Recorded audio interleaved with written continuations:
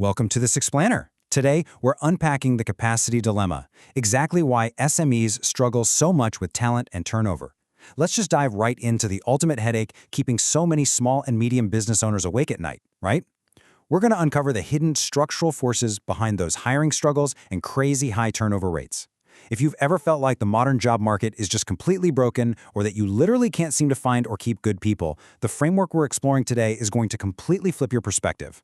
We're looking at a fascinating breakdown of organizational dynamics that goes way beyond standard HR advice. So, let's get into it. So, why do young talents actively avoid your company? It's the ultimate frustration, isn't it? You set up a business, you've got open positions, but it kind of feels like young, talented folks just refuse to work for you. You might catch yourself thinking, young people these days just don't want to work hard, or they only want those flashy corporate jobs. But what if I told you that assumption is completely backwards? Actually, young talents aren't arbitrarily avoiding hard work. They're actually highly sensitive to their environment. They don't just randomly avoid places, they avoid places where they fundamentally do not fit. And to understand exactly why, we gotta look at the root cause. And that brings us to the capacity mismatch. This is the core problem, and it's an objective cause and effect reality in the business world that honestly gets ignored way too often. Every single business operates with a specific weight, or mass. When a company struggles to hire, well, it's rarely just a marketing problem or some generational issue. It's a fundamental misalignment between the actual size of the company's internal environment and the size of the talent it's trying to absorb. Now, what's really interesting about this slide is the stark contrast here. On one side, you have expectations. SME owners usually want to hire top-tier, highly educated talent, folks with advanced degrees and brilliant minds. But then, on the other side, the reality is that the company itself might only be offering a low-capacity work environment. Think about how wild this idea is. If an overly qualified, high-capacity person actually joins a low-capacity small business, it's essentially a massive waste of their potential. And that's a loss for society as a whole. You literally cannot expect to catch a whale and comfortably keep it in a backyard puddle. It just doesn't work. You absolutely must attract talent that matches your current pond. To really wrap our heads around this, we need to look at this concept called capacity, or jilyeong in Korean, which translates roughly to mass or volume. Think of it as the internal gravity of your company. It covers the quality of your vision, the structural maturity of your operations, and the depth of your leadership. This capacity? It acts exactly like a natural law. A business with small capacity is naturally only going to attract talent that fits that specific capacity. It's like this invisible magnetic pull, and you absolutely can't cheat it with a fancy job description. So, how strict is this natural law? Well, there's zero margin of error. Literally not even 0.1 millimeters. People never go to places where they don't belong, and more importantly, they never stay in places where they don't belong. If someone highly capable comes to check out your company but then realizes the capacity just isn't there, they're going to naturally bounce off. It's not a malicious thing, it's honestly just the physics of human potential organizing itself. All right, which leads us to the next really painful reality. Why do good employees leave? Let's say you actually do manage to hire someone great. The next massive hurdle is keeping them. We all know high turnover is a total drain on resources and morale. The easiest excuse for leadership is to just say, we couldn't pay them enough, or a bigger company poached them. But let's completely dismantle that excuse right now, because the underlying reality is way more complex, and it's entirely internal. Here are the real reasons for turnover. It rarely starts with just money. Employees leave because there's a lack of future hope. They leave because they look around and see absolutely no room to utilize their skills or grow their own capacity. They find themselves stuck in a stagnant environment. It's a literal feeling of suffocating. And the fascinating thing here is, even with slightly lower pay, an employee will actually stick around if a company is alive with hope, if they see a clear path for development, and if the leader is actively building a future. They leave when the environment forces them to ask, can I really build my future here? And the answer is a flat-out no. So, what does this all mean? It means we have to talk about the leadership mindset shift. We need to turn the mirror directly onto the leader.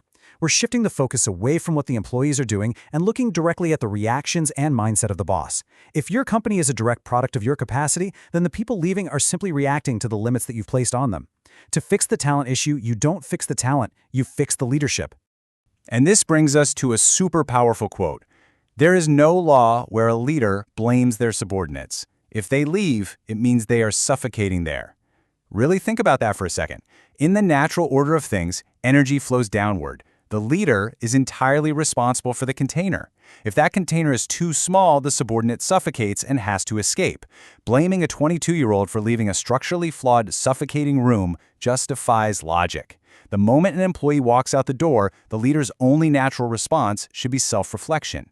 Ask yourself, what is wrong with the environment I've built? But what happens when a leader ignores this and just points the finger anyway? Well, they trigger something called the automatic censor. Think of this as a natural, almost programmed mechanism in the universe. The very second a leader externalizes blame, blaming the youth, blaming the government, blaming their staff, this automatic censor gets tripped. And the penalty? The leader's own wisdom and capacity are automatically downgraded.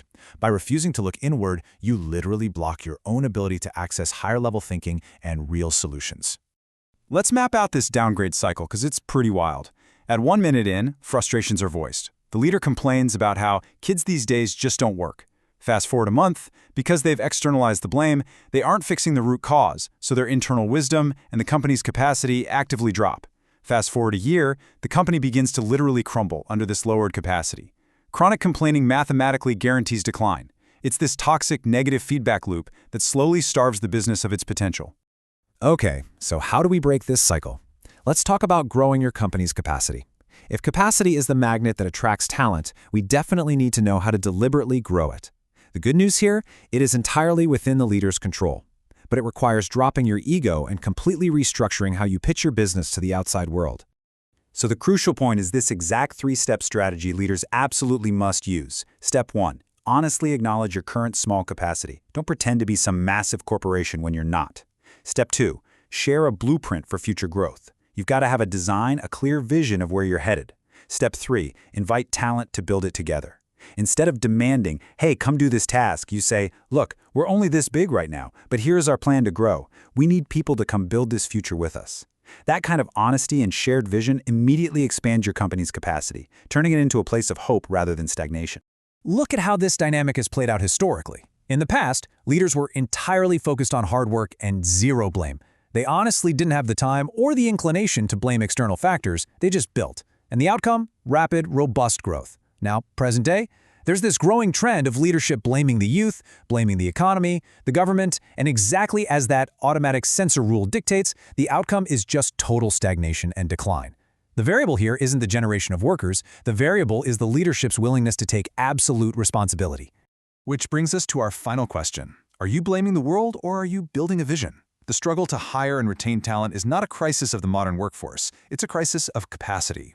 When your environment is rich with vision, honesty, and a genuine path for growth, the right people will absolutely find you, and they will stay with you. So as you look at your own organization, you really have to ask yourself the ultimate question. Are you blaming the world for your empty desks, or are you actively building a vision that makes people actually want to sit in them? Thanks for joining me for this explainer, and I really hope this sparks a massive shift in how you view your company's potential.